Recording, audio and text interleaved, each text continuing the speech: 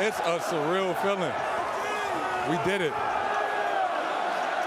We did it! They did it.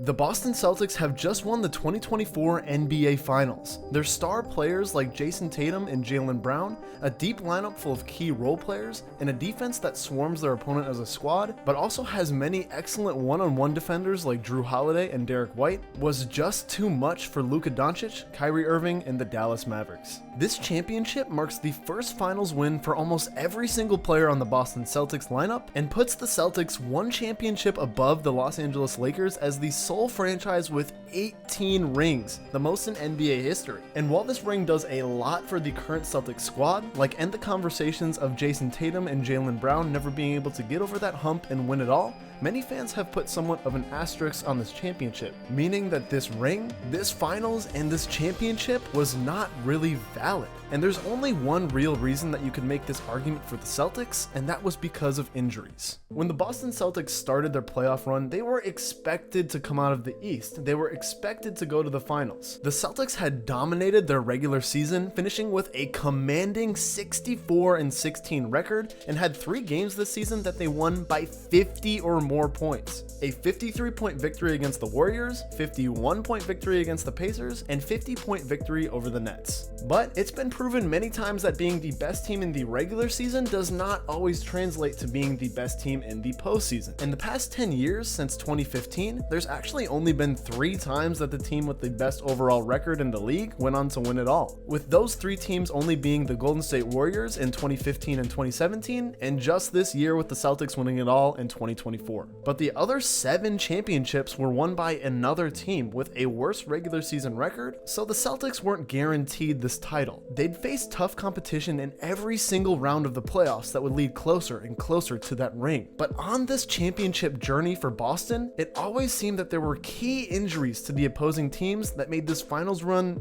easy. Now, key players on opposing teams getting injured is a part of every NBA championship run. When you take a look back at who won the NBA championship year after year, there are injuries to opposing teams that made their NBA championship easier to get. Whether it's Kawhi hurting his ankle on the Spurs, or Kyrie Irving getting hurt on the Cavaliers when they had to face the Warriors, every team that wins the chip had a little bit of luck with their matchups getting injured. And partially, that's what makes a good NBA playoff team, if you're able to keep yourselves healthy and make that long stretch of being healthy from the beginning of the season in October until the NBA Finals in June. But the Boston Celtics just seem to face more and more injured players on opposing teams than any other NBA champion in recent memory. So I was curious, did the Celtics actually have the easiest finals run in NBA history?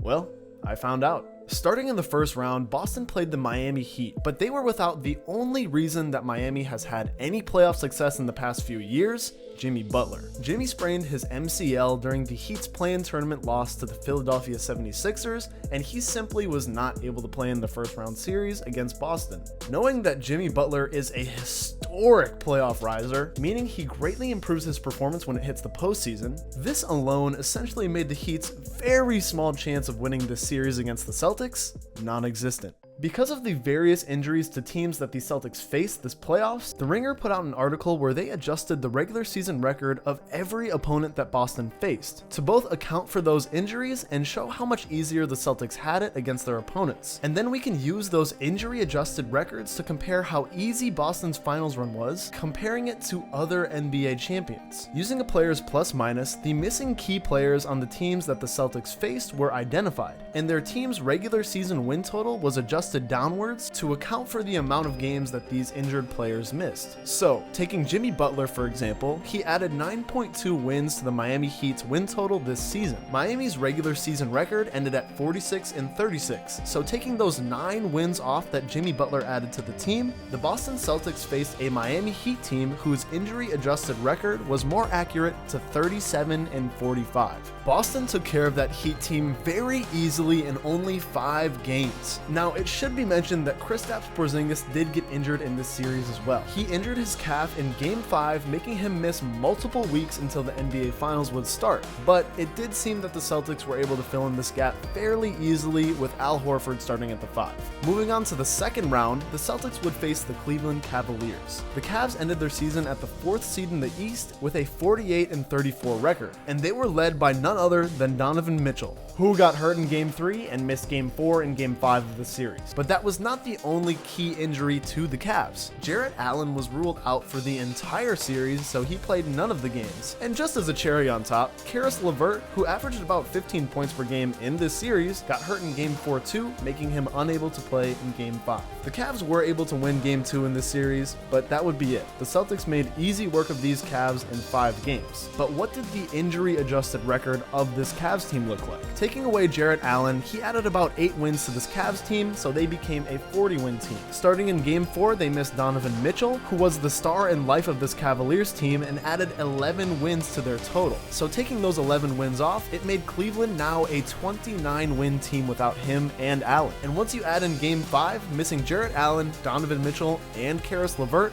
they became a 26-win team. For reference, the Toronto Raptors this year were 25-57. So in the closeout Game 5 of the Celtics-Cavaliers series, it would be about equivalent to the Boston Celtics facing the Toronto Raptors. Not the Kawhi 2019 Toronto Raptors, not even the DeMar DeRozan Toronto Raptors. This Toronto Raptors. Needless to say, Game 5 was a fairly easy win, and once we average out the totals of this injury-adjusted record for the Cavaliers, they were about equivalent to a 35-47 team this series. Moving on to the Eastern Conference Finals, the Celtics faced off against a team that nobody was really expecting to make it this far into the playoffs, the Indiana Pacers. The Pacers had surprised a lot of people by beating both the Milwaukee Bucks and the New York Knicks to get to the Eastern Conference Finals, but there may be an asterisk on this Pacers Conference Finals run too. The Pacers played the Milwaukee Bucks in the first round, who were injury-riddled throughout the entire series. They were without Giannis for the entire round, Damian Lillard missed 2 games with Achilles tendonitis, and Chris Middleton injured his ankle in Game 2 of this series as well, but he played through it. And once the Pacers got to round 2 against the New York Knicks, the Knicks did not have much better injury luck. They actually somehow made it worse. Julius Randle and Bojan Bogdanovic missed the entire series, Jalen Brunson broke his hand against the Pacers in Game 7, OG Anunoby missed essentially 5 games after a hamstring strain, and Josh Hart had a lingering abdomen injury, but he played through it. This injury-filled Eastern Conference is yet another argument for why the Boston Celtics had an easy finals run. They didn't have to face teams such as the New York Knicks or Milwaukee Bucks at all, but the Pacers didn't just lay there and let the Celtics pass by. 3 of the games in this Eastern Conference Finals were decided by 5 or less points, and a lot of these games felt very winnable for the Pacers. Well, until Tyrese Haliburton, the NBA's assist leader, all-star, and leader of the Pacers, got injured late in the 3rd quarter in Game 2 of this series. Haliburton suffered a hamstring strain and would end up sitting out the rest of the series. Adjusting for the 2 games that Haliburton missed in the series, the Pacers went from a 47-35 team in the regular season to a 40-42 team in that series. The Celtics would ultimately win in another 4-0 sweep in the conference finals against these Pacers. At this point, the Celtics had now made it back to the finals for the 2nd time in 3 years, but this would be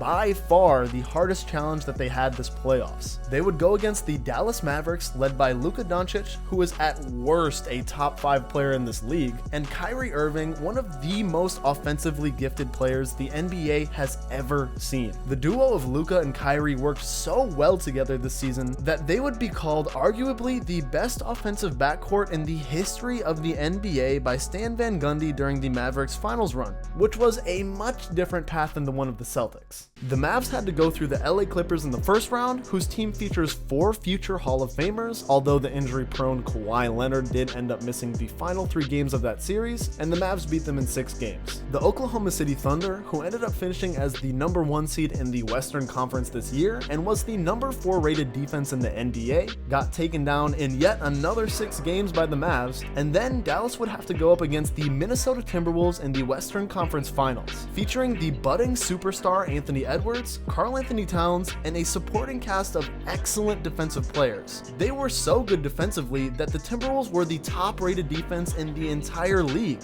and the Mavericks beat them in 5 games. Finally, the Boston Celtics would go up against a fully healthy team, and they were back to being fully healthy themselves. Kristaps Porzingis, who had been sitting out with a calf injury since Game 5 in the first round, was finally back. At last, we got what we've finally been looking for, the most competitive series in the NBA, the pinnacle of basketball, the NBA Finals. But it was just more of the same. The Dallas Mavericks just looked outmatched in the finals. Luka Doncic was able to tear up the defense, but every single other player on this Mavericks lineup got locked up. Kyrie Irving had a very bad series, and they needed his offense if they were going to win these finals. Boston's star power, deep lineup, and defense were just too much. The Celtics would go on to win the 2024 NBA Finals in only 5 games. The Celtics' combined regular and postseason record of 80-21 ranks as the 13th best record in NBA history, and over those 101 games, they outscored their opponents by an average of 10.7 points per game. That point differential is 5th all time. So the Celtics would go on to beat the Mavs, and with no major injuries in this finals, we can account that Boston beat the Mavs at their regular season record of 50-32.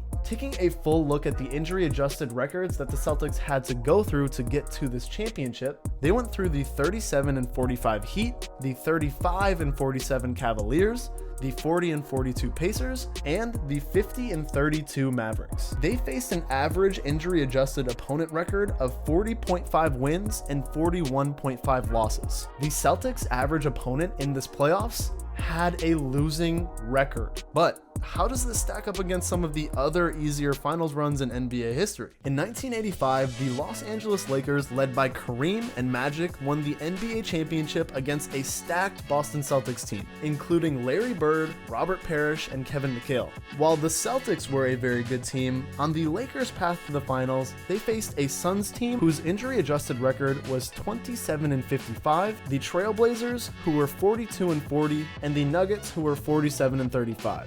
Combining those injury-adjusted records with the Celtics team that the Lakers faced in the finals, their opponents would have an average record of 44.75 wins and 37.25 losses. Fairly easy, but harder than the Celtics had it this year. In more recent memory, the Cleveland Cavaliers, led by a 22-year-old LeBron James, reached the NBA Finals in 2007, and their path to get there was another fairly easy run. They went up against the injury-adjusted 23-59 Washington Wizards, the Nets, who were 41-41, and the Pistons, who were 53-29. On their way to the finals, the Cavs faced an average injury-adjusted opponent record of 38.9 opponent wins and 43.1 opponent losses. But once they got to the finals, they would not have it so easy. The Cavs had to go up against a 58-24 Spurs team in the height of the Spurs dynasty. Their team consisted of Tim Duncan, Tony Parker, and Manu Ginobili. Taking into account the Spurs,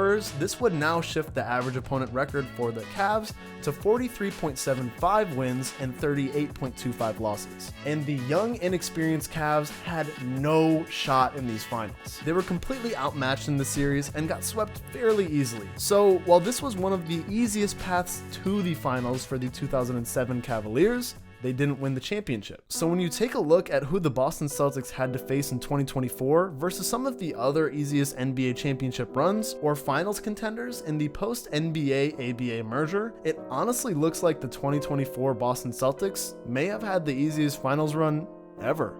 I'm not trying to discredit the Celtics with these analytics, and I'm not even trying to say that they weren't the best team this year. I'm just trying to pose the question, what would have happened if there weren't so many injuries? Including to the Celtics. Would Boston have dominated even further with a fully healthy Porzingis this whole postseason? Or would another team have taken down the Celtics?